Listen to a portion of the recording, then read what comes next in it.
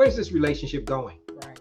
That may be something to think about when it comes to a plan. Yeah. And I think a part of it is understanding that there are things that there are certain habits and there are certain things that we all do that make us successful at anything that we're successful at. I can guarantee you, if there's anything that you are doing well, you have a system, you have a plan, you have a schedule, you have a budget. And so why are relationships anything different? Why do we leave it to our emotions and our feelings and just physical attraction? And we don't take into consideration that that's why a lot of relationships do fail, because they were based on something that is so fluid, which is your emotions. Right. And so let's talk about the things. So we, as Renee mentioned just already, it's about some of the bad habits. Some of the bad habits that you may want to think about as you're talking about when in the context of relationships. That's what we're talking about. A lot of the things that we have mentioned, even in past videos and things that we talked about, it seems like we're just repeating the same things, but putting it in a different context. But it's not so much the same thing when you think about it in the terms of application. Because if you have, number one, bad communication, can you think about how that can affect the plans that you may want to make, not only with yourself or your business or anything that you may be doing, but even in the context of a relationship? So what is bad communication? Bad communication is literally where you don't have very good communication skills. You're not practicing some of the things that we talked about, assertive listening or active speech, assertive listening. If you're not doing those things, it's going to make you wonder, well, what am I missing? What are we missing when it comes to communication? Why does it seem like I have a plan and you have a plan, but they're not connected together of us working on a plan together? And a part of good communication is being intentional about setting aside a time where you guys can communicate, because that's another big thing. If you don't have the time to listen, to understand, and to communicate what you need clearly, and then to be listening, if you're not setting aside, then that is the way that communication can really hurt you in regards to your relationship. Another one we can talk about, are you taking the other person for granted?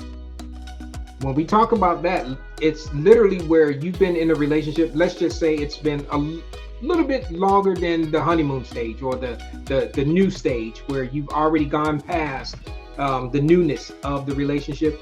Well, now you can start saying, well, this person is going to be there for me automatically, whether it's you have a set standing date time, whether it's a Friday night, Saturday night. Oh yeah, well, we're going to go do this or go do that.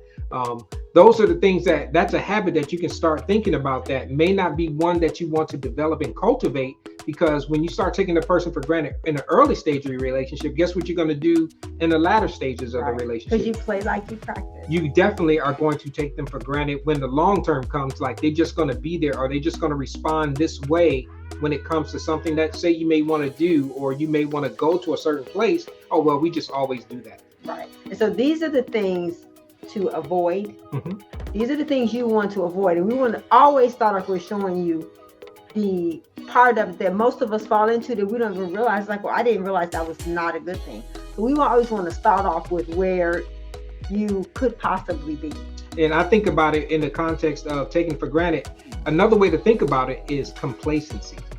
That is one that you have to always be on guard for in your relationship, where you become complacent, where the things that you did to get him or her in the relationship, well, I ain't got to do it no more. Right. Have you ever had that feeling, or ever had that thought where, or even been victim of it, or even been the culprit of actually doing it? And you know, one of the things in the title, A Lifetime of Love, for us, we have been married longer than some of the people that I watch talking about relationships have been alive. Right. And so the things that we're talking about are things that can really happen, things we have really done.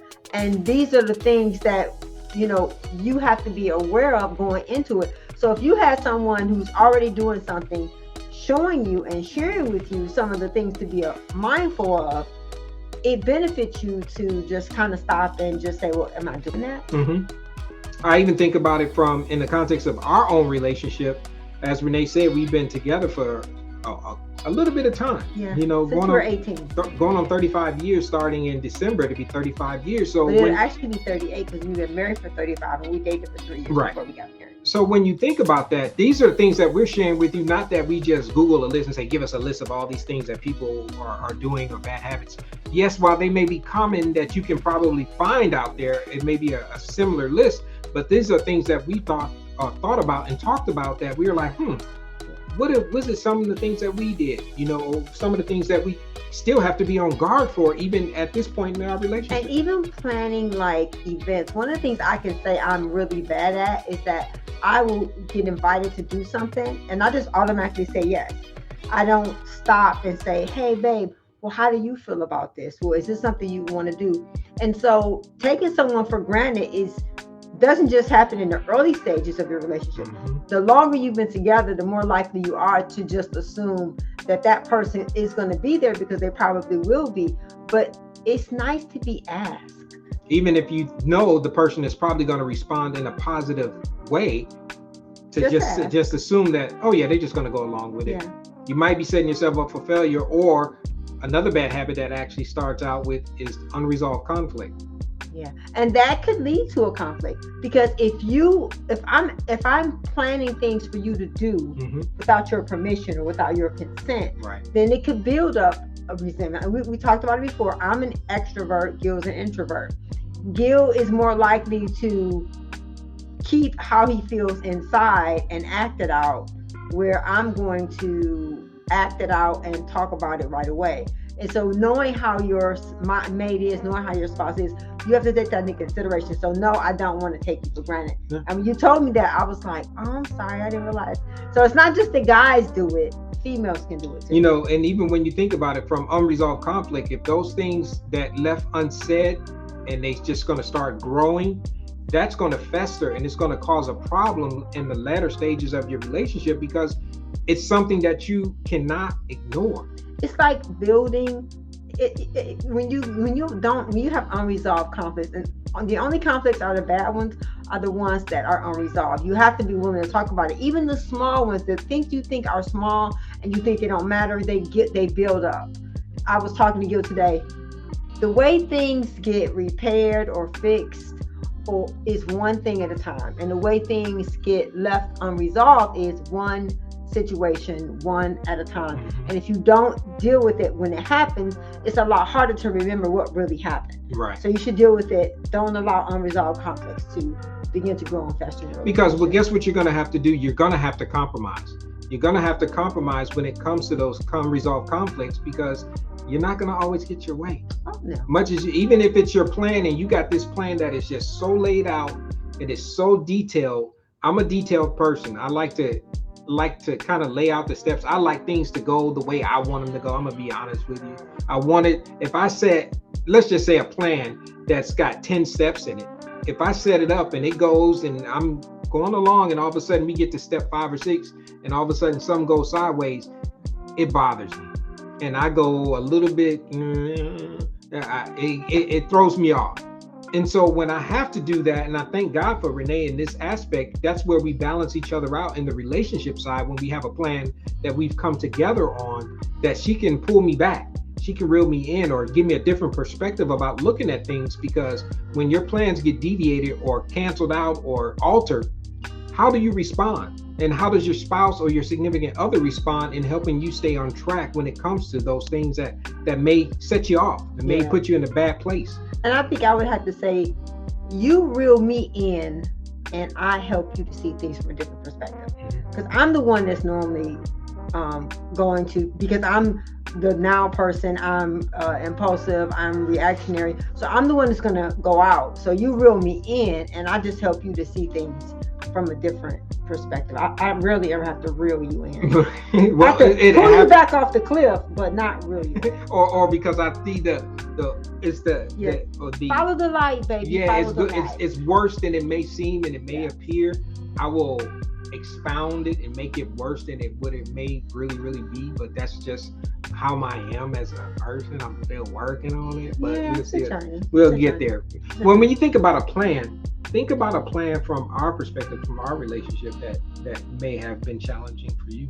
Well, I think a part of it was that we were 21 years old and we didn't have a plan. We really didn't. And so over the years, we've developed all these habits and mindsets and strategies that we realize, oh my gosh, well, yeah. I mean, one of the biggest things I could say where I think we had a plan, we didn't understand what we were doing was when it came to our money. We've always allocated money for different areas. And that's something that we both did together. We did that when we were dating. We worked on, I think one of the most important things about being able to have a plan with someone else is that they have to know about it. So you have to be able to talk, and you have to be willing to listen and to share and to take the other person's feedback. And so I think because we were married so young, we didn't really have as many obstacles as there are in this day and age. Right. And I think that's one of the things that I think the younger generation realizes, that, things, they always say things are not like they were when you were coming up. No, actually, I think it's harder now. I think you guys have more up against, you have more distractions, you have more desire and opportunity. And so I don't see that as a positive. I see that as it's more challenging. So if you have more obstacles, you need more of a plan. You need more support, more direction, more guidance to help you kind of navigate. Well, what did you say you wanted? Because I think it comes down to all the choices. Because when you have an abundance of choices out there, whether it's in people or in circumstances that you may find yourself in, deciding whether it's a new job or new vocation or a new place to move, and all these different choices that you can make, it is imperative that you have a good plan for what is it that you are trying to accomplish. Right. Whether it's from a relationship standpoint, whether it's from a vocational standpoint, or even if you just trying to, like we did, decided to move to a new location, you have to have a plan and you have to think it out. And so I would agree with Renee that it is more challenging now because you have more information at your disposal that add into the mix that you have to consider.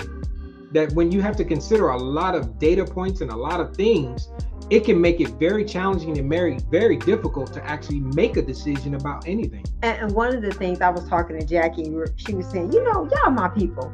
She said, one thing I can say about y'all, you guys are action people. A part of it is that no matter how many plans you have, how many plans have you actually completed? Executed. You executed. Because even though there's lots of opportunities and there's lots of choices out there, what is the thing that you've committed to? What's the goal or the plan that you started out in that has a beginning, a middle, and an end? And so while, there's a lot more out there, but there are more opportunities for you to complete something. And I think that's important, is that you see the plans that you have to fulfillment. Let's talk about that when we talk about some things that you actually can avoid. One of them is unrealistic expectations. Oh my gosh. I think if I had to say one thing that I think social media has hurt us with, is that we know things about people that we shouldn't know, and we see things that they have that they really don't have. And so it makes you have this idea that, in order to be happy, in order to have a good marriage, hashtag relationship goals, I have to have all these things.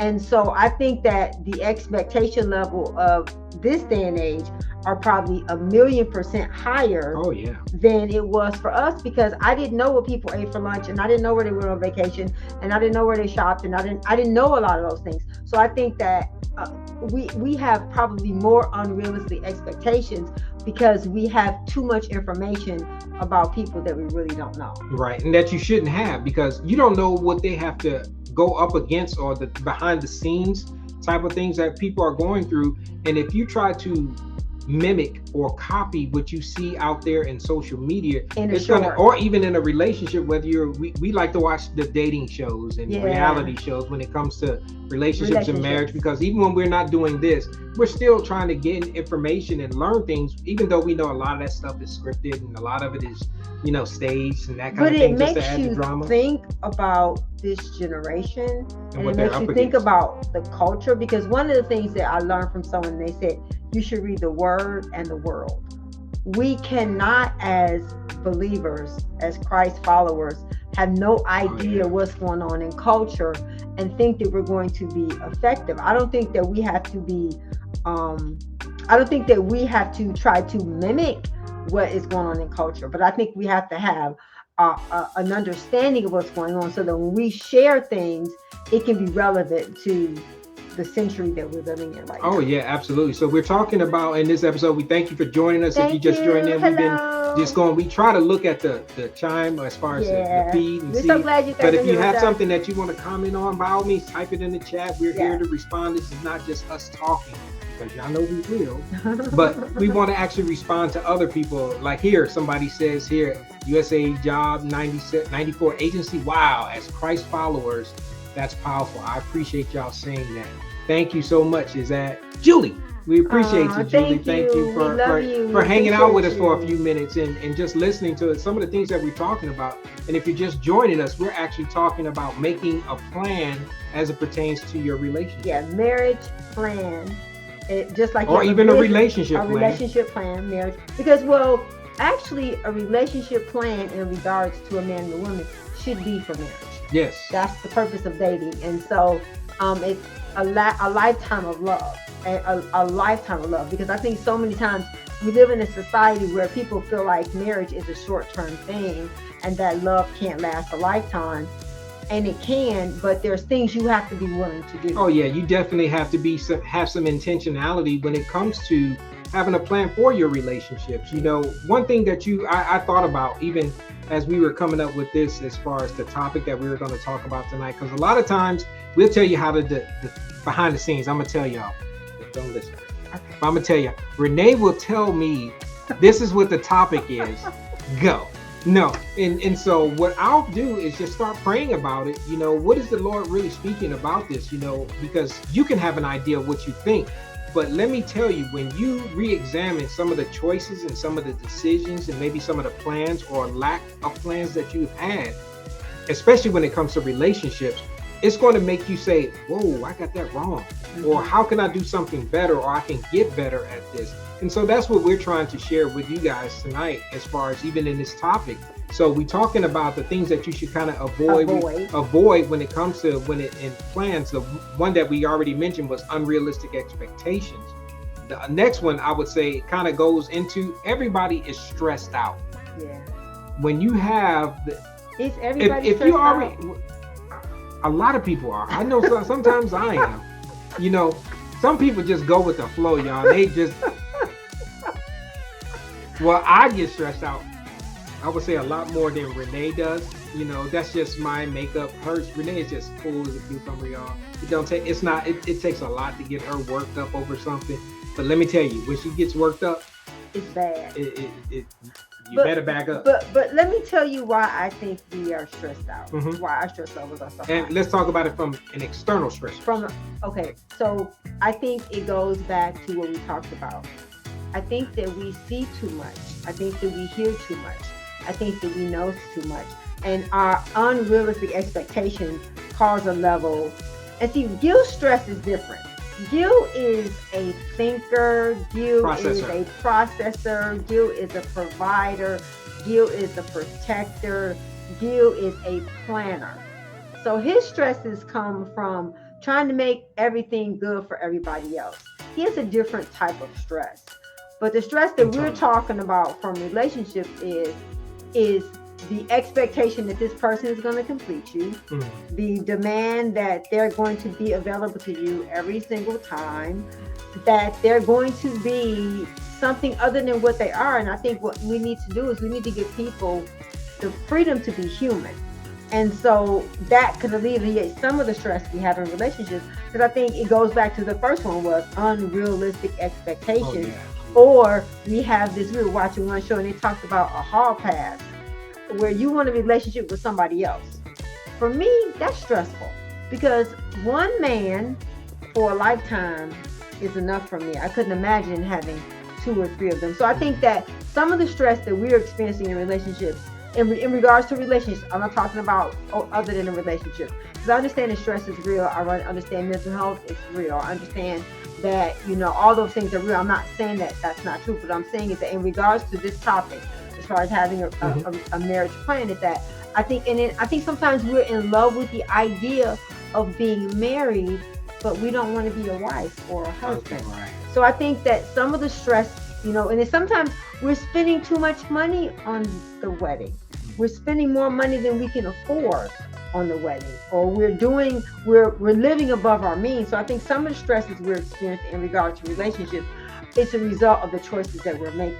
And I think as it pertains to unrealistic expectations, one thing that I wanted to point out is when you're early in your marriage or early in your dating stage, or maybe even a little bit later, those unrealistic expectations can cause conflict. And if you don't have those skills to alleviate the conflict, they're just going to bloom and get a whole lot worse. Well, when you have that, you have to think about what unrealistic expectation are you putting on your significant other or your spouse.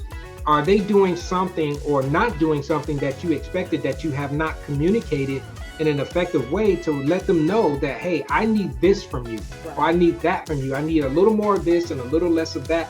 Well, that's a part of the communication. When we talk about assertive speech is telling your significant other, your spouse, what is it that you need? Well, sometimes that's going to require you to do some self-examination to really flush out what is it that you are looking for? What is it that you need? Because in relationships, you have those unrealistic expectations, and then you will put them on your partner and expecting them to perform in such a manner that's going to make you complete and whole. Right. And when you do that, it's going to be very challenging, because I thought about it in the context of our early relationship when we were married less than 3 or 4 years, and it's nothing that we were doing intentionally. I had expectations that I expected just a wife to do. Let's just say it was cook dinner, have dinner on the table at 5 o'clock every evening, and I come in the house and I sit down. Well, it wasn't, but I'm just using it as an example where it's a real one. A real one. Because that was never your thing. No, it wasn't. Well, okay. This is gonna get a little racy. I'm preface that now. So you got anybody that's a little bit young. You have my marriage. I had a realistic expectation that I was going to have sex every night early in our marriage, and Renee was going to walk around in lingerie and seduce me and be sexy all the time. That was my expectation, y'all. I'm going to tell it. I just said it. So I know this is out there, and I know how many subscribers we got. I'm just going to put it out there. I said it. But little did I know that don't happen, y'all. Sometimes it's not the right time. And sometimes Renee is not going to be walking around trying to look sexy all the time. Not as beautiful as she is. She's not going to be looking like that all the time. And I had to adjust. You mean have lingerie on? Yeah. Something like you see on. It's just in your head. It was in my head, y'all. I'm gonna tell you, it was in my head. I grew up, and I gave myself. I have to actually check myself.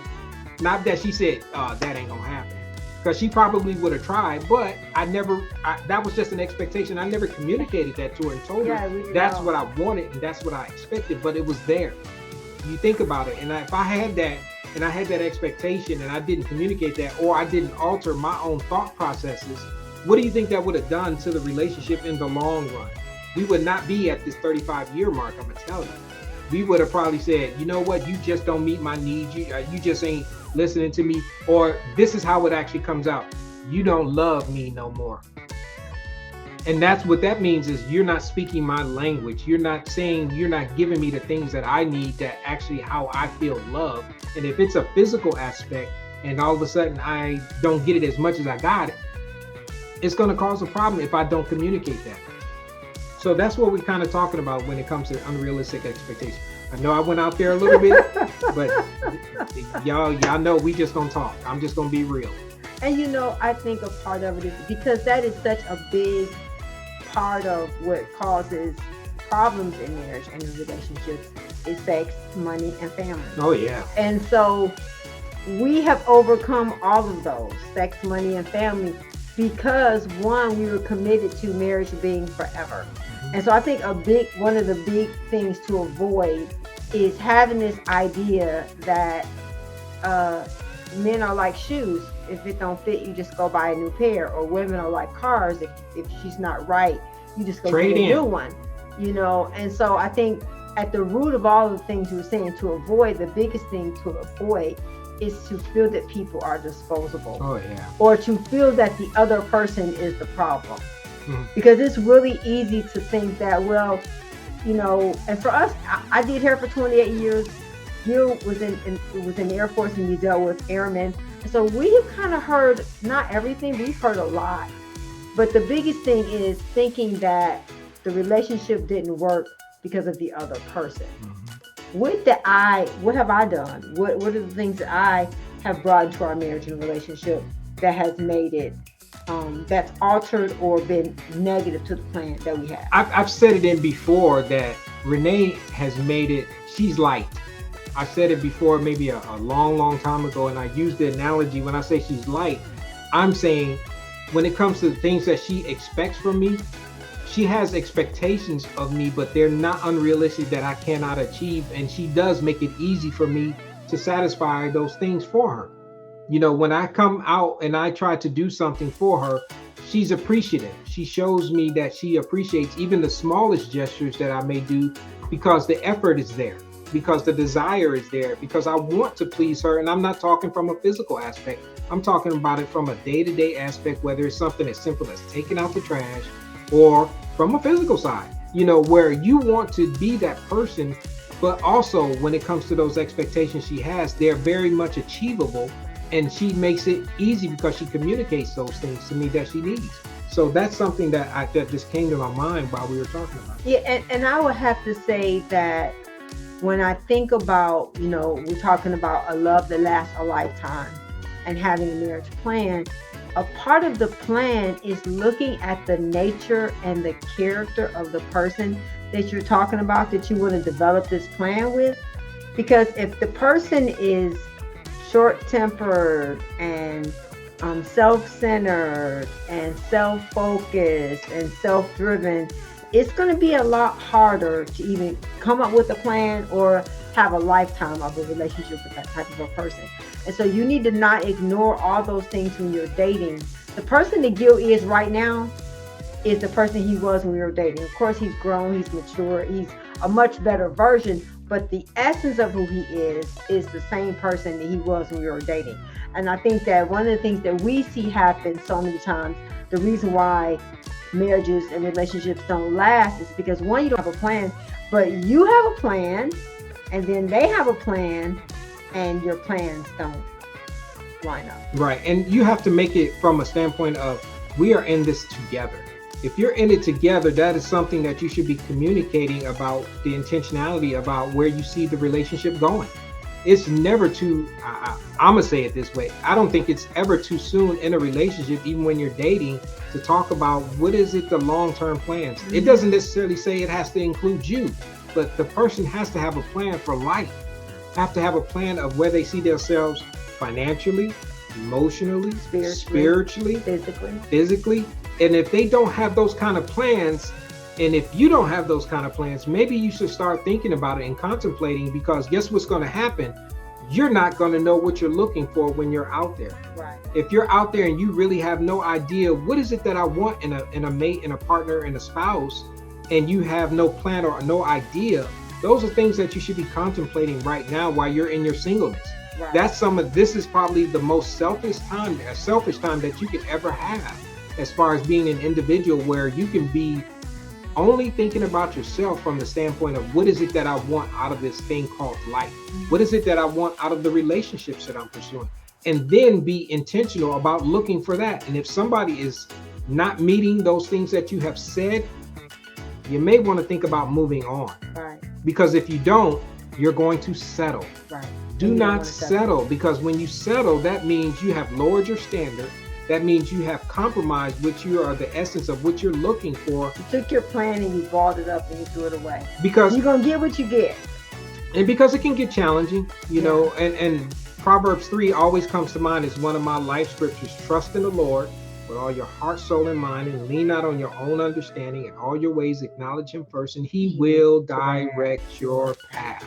And when you do those things, I have done it multiple times, whether it's from vocationally, spiritually, emotionally, physically. I have put those words into practice and said, you know what, Lord, I have a plan. This is what my plan is, even when it came down to like this move. But I had a plan. Well, let me seek you first. What is it that you think? Let me lay my plan at your feet, and you tell me, is this lining up? And because you'll know it. Now, I didn't hear it audibly, but you'll know the path because he will make it plain. He said it in his word. He didn't say he was going to make it easy. He didn't say he was going to make it perfect. He didn't say he was going to make it quick, but it's going to be good. And I think to me, another thing in the whole plan thing is that we talked about this was your plan should be in pencil.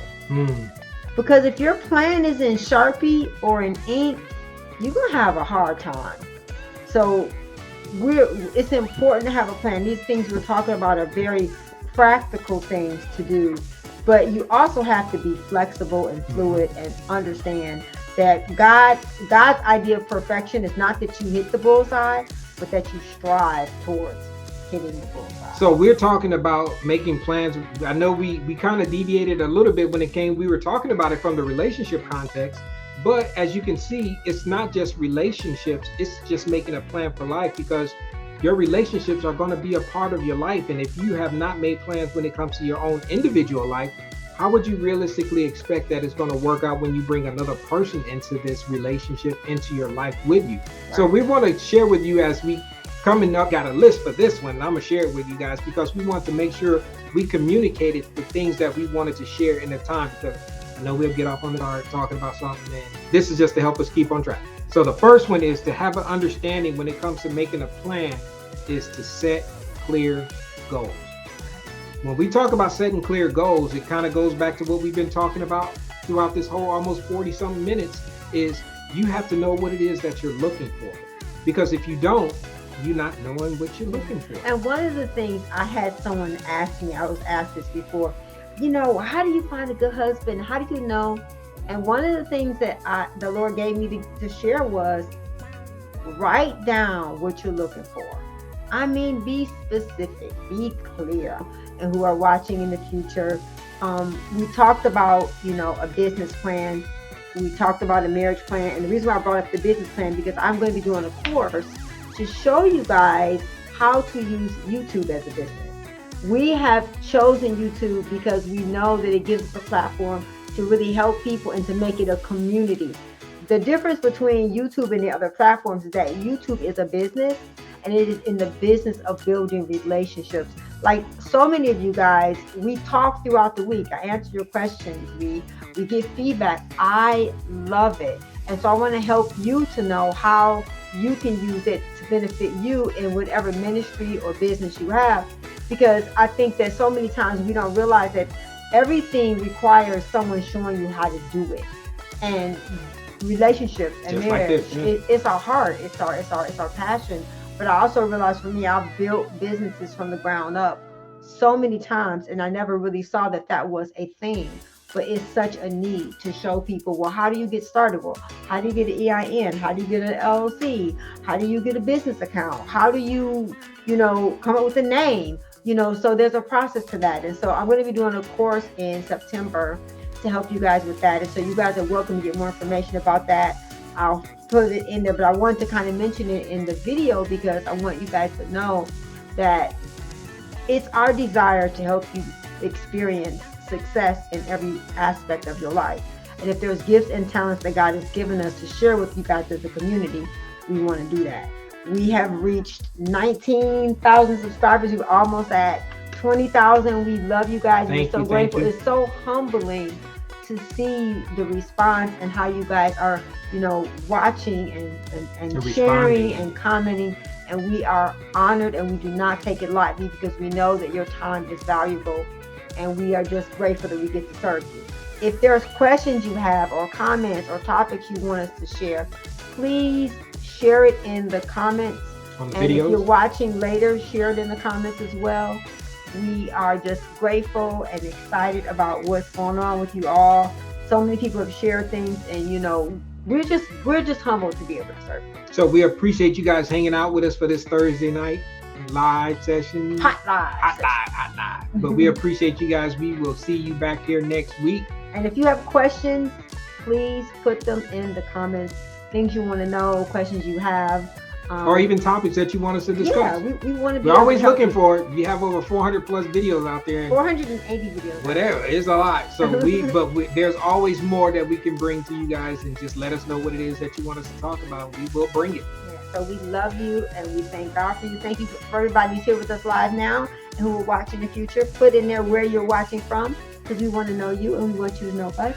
And we love you, and you are more than enough. And thanks for spending time with us. Remember, we're stronger together. And you are more than enough. See y'all. See you guys next Thursday at 7 p.m. Central Standard Time. Night. Good night. Bye, guys.